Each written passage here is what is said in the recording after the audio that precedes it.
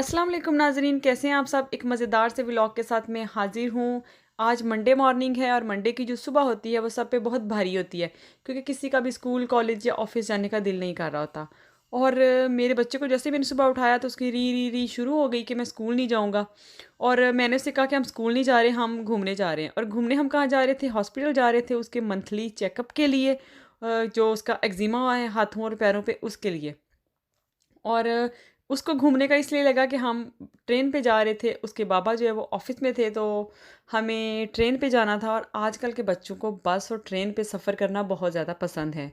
और वैसे मेरा ज़ाती ख़्याल है कि हम जब शौक के तौर पर या बच्चों को घुमाने के तौर पर बस या ट्रेन पे सफ़र करते हैं तो हमें अमीरों-अमीरों वाली फ़ीलिंग्स आती हैं। क्योंकि जो लोग मेरी तरह अमीर नहीं होते और वो अमीर दिखना चाहते हैं, तो वो फिर ये शो करते हैं कि हम तो शौकिया बस और ट्रेन में जा रहे हैं। हालाँकि जब मैं छोटी थी तो मुझे बस में सफ़र करना बहुत बुरा लगता था, क्योंकि अम्मी जो थे वो चोली में बिठा लेती थी, मतलब गोद में बिठा लेती थी। और ड्राइवर कंडक्टर जब कहता था सीट लेनी जी, तो कहती थी नहीं, मैं गोद में बिठा लेती हूँ।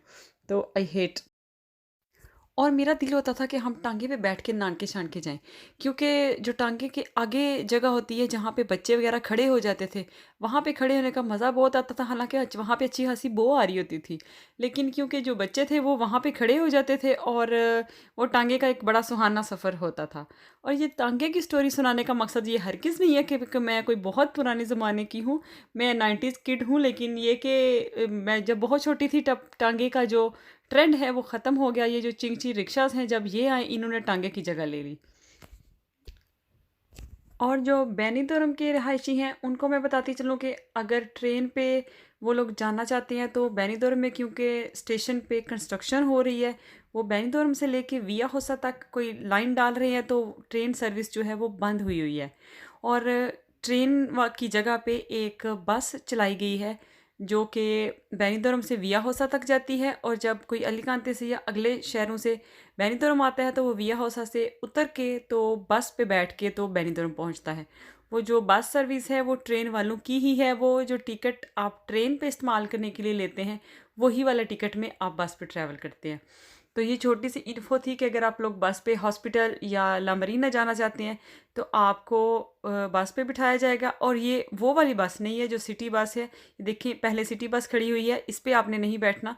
उसके बाद ये जो ग्रीन कलर का एक बड़ा जहाज़ आएगा, उस पे आपने बैठना है।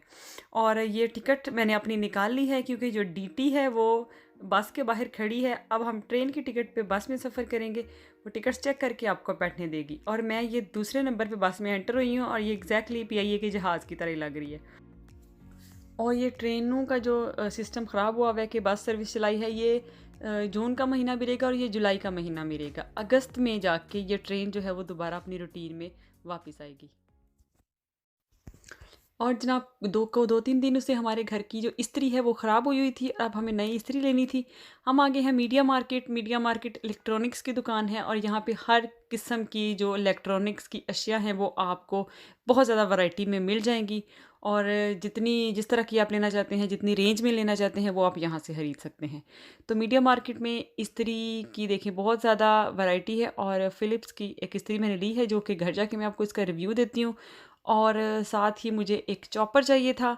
और ये हमें ग्राइंडर्स और ब्लेंडर्स और चॉपर्स की जो लाइन है उसमें आ गई हूँ। और कुछ दिन पहले मुझे एक लड़की पूछ रही थी, जो हाथ से खींचने वाला चॉपर होता है वो ऑनलाइन मंगवाना है तो कितने का मिलेगा, या यहाँ से कैसे, वो कहाँ से मिलेगा। तो ये मुझे यहाँ पे नज़र आ गया है, ये 10 यूरो का है।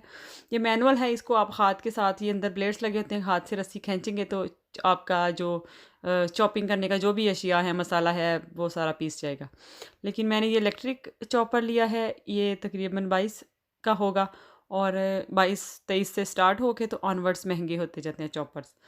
तो ये दोनों चीज़ें ले ली हैं। और साथ ही मेरे बच्चे को नज़र आ गया है पॉपकॉर्न्स वाला जो गिलास, जार सा है जिसमें पॉपकॉर्न्स डाल के खाते हैं, तो अब हमने ख़रीद लिया है।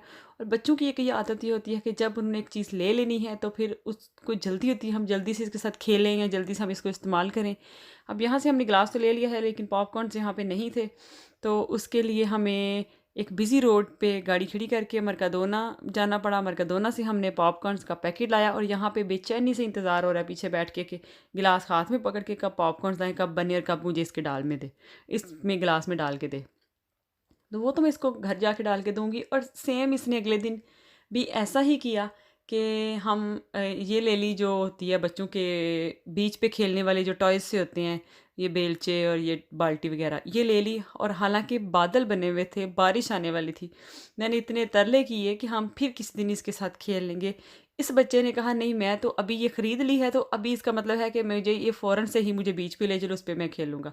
और इतने बादल और इतनी बारिश के दरमियान ये अपने जो प्लास्टिक के ये खिलौने हैं ये लेके तो बीच पे खेलता रहा था। तो फिर ये घर आया। और ये वैसे ये आदत मुझ पे गई है, क्योंकि मेरे पास भी जो चीज़ हो, मेरा दिल होता है मैं इसको फ़ौरन से इस्तेमाल कर लूँ, या फ़ौरन से अगर कपड़े हैं तो पहन लूँ, कोई चीज़ है तो फ़ौरन से इस्तेमाल कर लूँ। और बचपन में मेरे साथ क्या आता था, जब भी मेरे पास कोई नई चीज़ आती थी तो और मैंने स्कूल लेके जानी होती थी या स्कूल जाके शो मारनी होती थी, और आगे से कुदरती वो संडे या जो भी छुट्टी का दिन होता था वो आ जाता था। और छुट्टी का दिन वो बहुत लंबा हो जाता था, गुज़रता नहीं था, क्योंकि अगले दिन मैंने स्कूल में वो चीज़ पहन के, नए शूज़, नए कपड़े, बैग जो भी वो अगले दिन लेके जानी थी। तो वो जल्दी-जल्दी में जो करना होता था काम, जो चीज़ इस्तेमाल करनी होती थी, उसमें छुट्टी का दिन पड़ जाता था, तो वो बहुत बोरिंग लगता था। हमारा देसी माओ का भी अजीब ही हिसाब है।